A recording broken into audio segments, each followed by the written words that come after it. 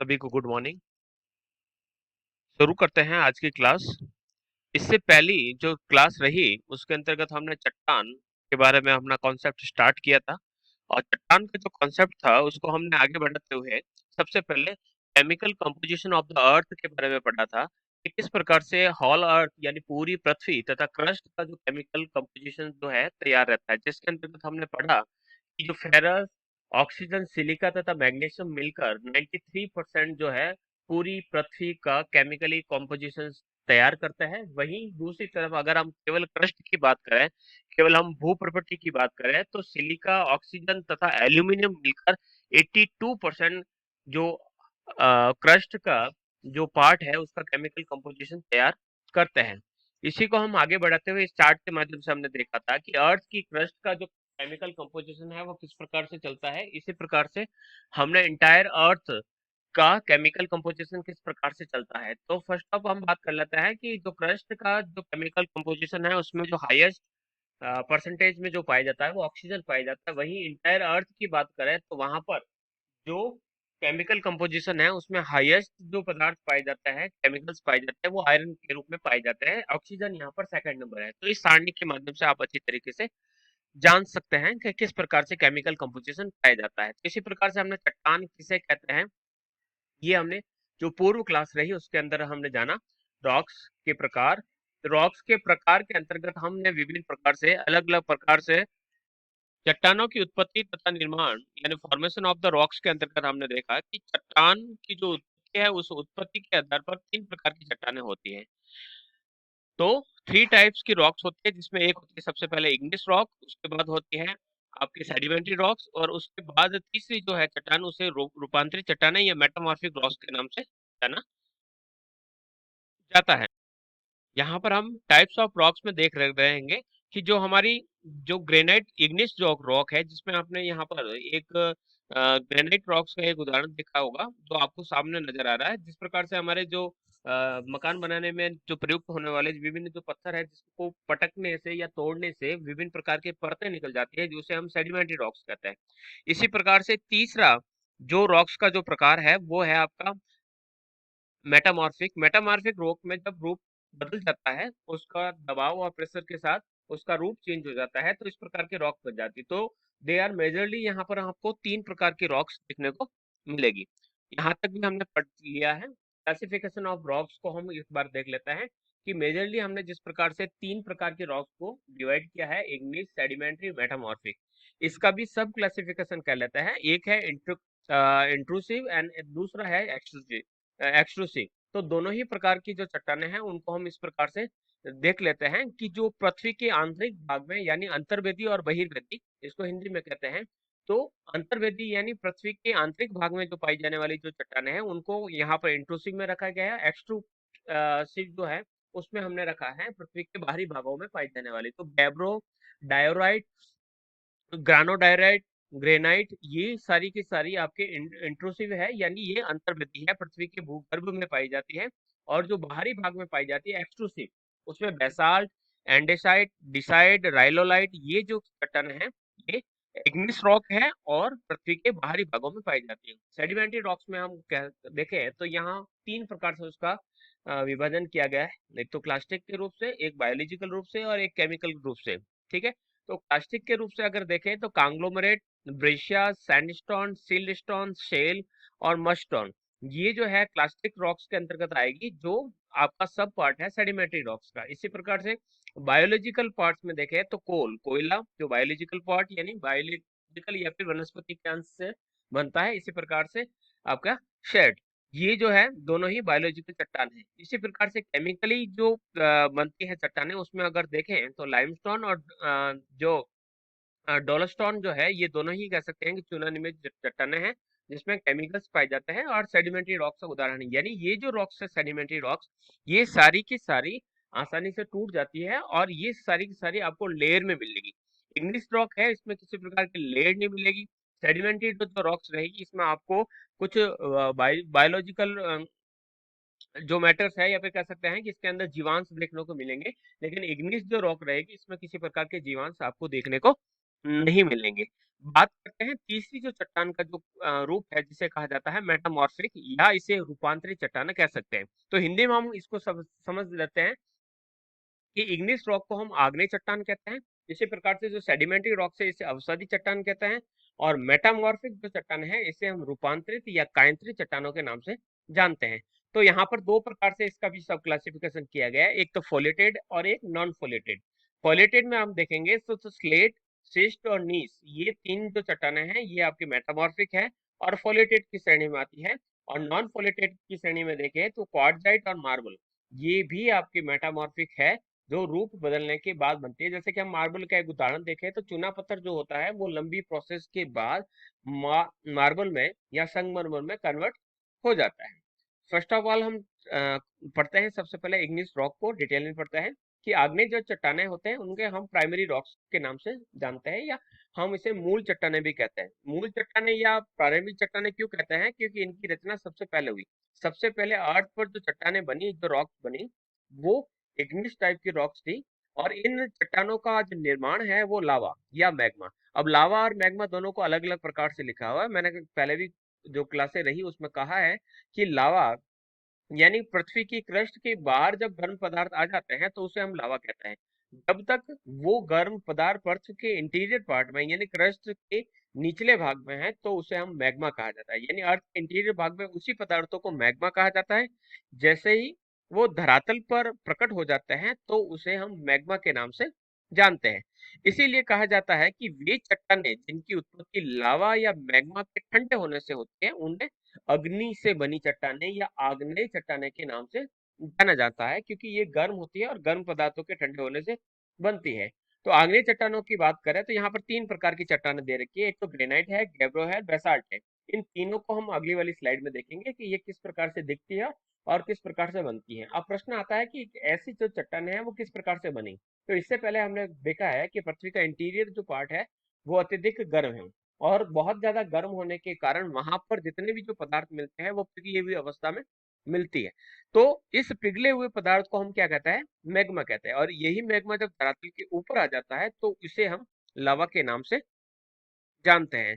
तो इस लावा में विभिन्न प्रकार के खनिज पदार्थ पाए जाते हैं। इसका अर्थ ये भी हुआ कि जो भी मैग्मा से बनी हुई चट्टानें होगी उसमें हमें लावा या उसमें खनिज पदार्थ आपको बहुत ज्यादा देखने को मिलेगा। तो जितनी भी जो लावा निर्मित चट्टानें होगी वो लगभग लगभग उसमें सब में आपको खनिज पदार्थ यानी लोह तत्व आपको देखने को मिलेगा। सिलिका भी मिलेगी और सिलिका के साथ साथ आपको फेरस या फिर लोह तत्व देखने को अधिक मिलेगा। आगे हम बढ़ते हैं। तो यहाँ पर तीन जो चट्टानें हैं जो क्लासिफिकेशन आप देख सकते हैं कि गैब्रो, ग्रेनाइट और बेसाल्ट, ये तीन जो चट्टानें हैं किस दिखने में किस प्रकार की होती है।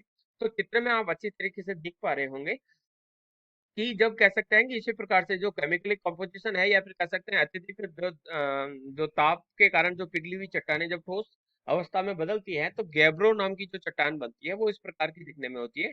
ग्रेनाइट का उपयोग हम हमारे फर्श के निर्माण में या फिर रसोई घर के पत्थरों के अंतर्गत या जो पानी के जो मटके रखते हैं वहां के जो स्थान के लिए हम इस प्रकार के कठोर पत्थर का प्रयोग करते हैं। ये काफी टिकाऊ होता है और काफी लंबे समय तक इसकी उपयोगिता बनी रहती है। किसी प्रकार की कह सकते हैं कि स्क्रैच वगैरह नहीं आता है, क्योंकि इसकी जो कठोरता इसका विशेष गुण है। इसके अलावा इसके अंदर विभिन्न प्रकार के जो क्रिस्टल्स पाए जाते हैं वो इसकी घिसाई होने पर काफी चमक देते हैं। तो इस प्रकार से इसका प्रयोग हम फर्श के निर्माण के अंतर्गत करते हैं।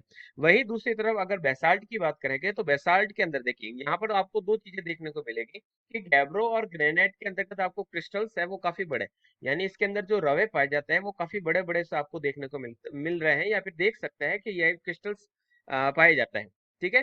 तो इसी प्रकार से अगर हम बात करें बेसाल्ट में, तो बेसाल्ट में आपको जो रवे हैं वो काफी महीन यानी इतने सूक्ष्म होते हैं जिन्हें हम आसानी से देख नहीं पाते। तो ये मैजिक बेसिकली आपका फर्क रहता है गैब्रो, ग्रेनाइट और बेसाल्ट के अंतर्गत। आगे हम बढ़ते हैं नेक्स्ट स्लाइड के अंतर्गत कि इस इग्निस रॉक की क्या विशेषताएं होती है। तो इनकी क्या क्या विशेषता है, तो इनमें सबसे पहले ही विशेषता आपको हम देखते हैं कि आग्नेय जो चट्टानें होती हैं वो पिघले हुए गर्म पदार्थों से बनती हैं, तो इसलिए वो कठोर होती है तथा ठोस होती है। क्योंकि लावा जब ठंडा होता है तो ठंडा होने के बाद वो कठोर और ठोस हो जाता है। ये रवेदार होती है। रवेदार यानी उसके अंदर के क्रिस्टल्स पाए जाते हैं और क्रिस्टल्स की संख्या और आकार निश्चित नहीं होता। जो अंतर्वेदी यानी जो इंट्रूसिव जो रॉक्स होगी वो यानी पृथ्वी के जो आंतरिक भाग में जो बनती है, काफी गहराई तक बनती है, उनमें बड़े बड़े रॉक, बड़े बड़े रवे मिलेंगे, यानी उसके अंदर का जो क्रिस्टल्स मिलेंगे वो काफी बड़े बड़े मिलेंगे। वही जो चट्टाने, बाहरी चट्टाने जो एक्सट्रूसिव रॉक्स है, जैसे कि हमने एक्सट्रूसिव के अंतर्गत बेसाल्ट को पढ़ा, तो बेसाल्ट के अंतर्गत आपको क्रिस्टल्स जो मिलेंगे वो काफी छोटे छोटे देखने को मिलेंगे। इनमें परतें नहीं पाई जाती, ठीक है। क्यों परतें नहीं पाई जाती? क्योंकि जो लावा है उस लावा का जमाव एक साथ होता है, तो इसके अंतर्गत जॉइंट नहीं मिलते। जब किसी पदार्थ का धीरे धीरे विभिन्न चरणों से होते हुए विभिन्न स्टेप टू स्टेप अगर किसी चट्टान का निर्माण होता है तो उसमें लेयर पाए जाता है, उसमें जॉइंट्स पाए जाते हैं। लेकिन इसमें किसी प्रकार के जॉइंट्स आपको देखने को नहीं मिलेंगे। फिर हम बात करते हैं इसकी एक और क्या विशेषता है। तो दूसरी इसकी विशेषता है कि इसके अंदर जैविक अवशेष यानी फॉसिल्स नहीं मिलते। क्यों फॉसिल्स क्यों नहीं मिलते हैं? क्योंकि इनकी जो चट्टानों की जो निर्माण की जो प्रक्रिया है उसमें गर्म पदार्थों के ठंडे होने के कारण इसका निर्माण होता है। तो अधिकांश जो जीव के अवशेष होते हैं, चाहे वो अ, जीवों के अवशेष हो चाहे किसी वनस्पति के अवशेष हो, वह पिघल जाते हैं या फिर धुआं बनकर कह सकते हैं उड़ जाते हैं। तो इस प्रकार से फॉसिल्स आपको देखने को नहीं मिलेंगे। अगर फॉसिल्स की बात करेंगे तो दूसरी जो चट्टान है जिसे हम कह सकते हैं सेडिमेंट्री रॉक्स, तो सेडिमेंट्री रॉक्स के अंतर्गत या अवसादी चट्टानों के बीच में आपको जीवों के अवशेष देखने को मिलेंगे, लेकिन इग्निस रॉक में आपको जीवों के अवशेष नहीं देखने को मिलते हैं। आग्नेय चट्टानों में रंध्र या छिद्र नहीं होते जैसे कि परतदार सेलों में होते हैं, यानी इस प्रकार की चट्टानों में आपको किसी प्रकार के रंध्र, रंध्र का अर्थ होता है कि इस पत्थर को अगर पानी के अंदर रख दें आप इग्निस रॉक को, तो वो किसी प्रकार का वाटर को एब्जॉर्ब नहीं करेगा। लेकिन जो परतदार जो चट्टानें होती हैं उसको अगर पानी के अंदर रख दें तो वो वाटर को एब्जॉर्ब करेंगे। तो ये जो विशेषता होती है, तो इग्निस रॉक में किसी प्रकार के रंध्र नहीं पाए जाते हैं जैसे कि परतदार चट्टानों में पाए जाते हैं। और अगली विशेषता है कि ये चट्टानें जो होती है वो ज्वालामुखी क्षेत्रों में ही सतह पर ही मिलती है, यानी ज्यादातर ये चट्टानें जो है ज्वालामुखी क्षेत्रों में मिलती हैं। कि ज्वालामुखी क्षेत्रों में जब लावा ज्वालामुखी से निकलता है तो वो निकल कर उसमें सिलिका की मात्रा जितनी अधिक होगी उस हिसाब से वो जल्दी ठंडा होगा या कम ठंडा होगा, तो वो पिघल कर जाएगा या फिर वहीं पर धीरे धीरे जम जाएगा। तो वहां पर आपको इस प्रकार की चट्टानें देखने को मिलती हैं। तो इन सभी विशेषताओं के आधार पर हम कह सकते हैं कि जो इग्निस चट्टानें या जो आग्नेय चट्टानें होती हैं वो परतदार व रूपांतरित चट्टानों से बिल्कुल अलग होती है। जैसा कि हमने कहा था कि प्राइमरी रॉक्स, अगर प्राइमरी रॉक्स की अगर बात करें तो प्राइमरी रॉक्स जो होती है वो इग्निस या आग्नेय चट्टानें होती हैं। फिर इनका जो अपक्षरण होता है, अपक्षरण यानी कह सकते हैं कि डेनुडेशन की प्रोसेस जिसमें वेदरिंग होगा, उसके अंदर एरोजन होगा यानी अपक्षय होगा, अपर्दन होगा, फिर उसका निक्षेपण होगा यानी डिपोजिशन होगा। डिपोजिशन के बाद ये कि धीरे धीरे किस में कन्वर्ट हो जाएगी, ये परतदार चट्टानों में कन्वर्ट हो जाएगी। यानी यही चट्टानें वापस इनका रूप बदल के ये धीरे धीरे परतों के रूप में जमते हुए आपके सेडिमेंट्री रॉक्स के अंतर्गत या अवसादी चट्टानों के अंतर्गत बदल जाएगी। इसी प्रकार से जब अवसादी चट्टानों के ऊपर लेयर से लेयर जमती जाएगी और अंतिम रूप में ये चट्टानें दबाव यानी प्रेशर तथा तापमान के कारण ये चट्टानें पूर्णतः रूपांतरित चट्टानों में यानी मेटामॉर्फिक चट्टानों से निर्मित हो जाएगी या उसका रूप धारण कर लेगी। यानी ये पूरा की पूरी एक प्रोसेस है। इसको हम शैल चक्र कहते हैं, यानी इसको रॉक साइकिल कहते हैं। तो रॉक साइकिल किस प्रकार से बनता है कि इग्निस रॉक होती है, इग्निस रॉक से ये कन्वर्ट हो जाती है धीरे धीरे सेडिमेंट्री में, और सेडिमेंट्री जो रॉक्स होती है वो कन्वर्ट हो जाती है मेटामॉर्फिक में यानी रूपांतरित में। फिर रूपांतरित जो जो चट्टानें होती है धीरे धीरे धीरे धीरे दबती जाती है और पृथ्वी के बहुत गहराई में जाकर ये मेल्ट हो जाती है, क्योंकि पृथ्वी का जो आंतरिक भाग है वो काफी गर्म होने के कारण ये मेल्ट हो जाएगी, वो पिघल जाएगी और पिघलने के बाद वो लावा या मैग्मा के अंतर्गत बदल जाएगी। और मैग्मा वापस क्या बनाएगा? इग्निस रॉक को बनाएगा। इग्निस से वापस आपके सेडिमेंट्री रॉक्स बनेगी, सेडिमेंट्री से वापस रूपांतरित या आपके मेटामॉर्फिक रॉक्स बनेगी। तो इस प्रकार से इसका साइकिल बनता रहता है। तो ये थी आपकी आग्नेय चट्टान। एक बार वापस पूरी स्लाइड्स को मैं वापस चला देता हूँ कि अभी तक हमने क्या पढ़ा है। तो हमने सबसे पहले चट्टान, उसके बाद उसका केमिकल कंपोजिशन किस प्रकार से चलता है, फिर उसके बाद चट्टान किसे कहते हैं, उसके बाद इसे किस क्या विशेषताएं होती हैं, उसके बाद क्लासिफिकेशन ऑफ रॉक्स को पढ़ा हमने, उसके बाद इग्निस रॉक को हमने शुरू किया कि इग्निस रॉक्स कितने प्रकार की होती है। उसके बाद हमने ये गैब्रो ग्रेनाइट और बेसाल्ट का कंपोजिशन देखा। उसके बाद ये आग्नेय चट्टानों का वर्गीकरण देखा। इसके बाद नेक्स्ट क्लास में हम आगे के क्लास को देखेंगे क्या और क्या विशेषता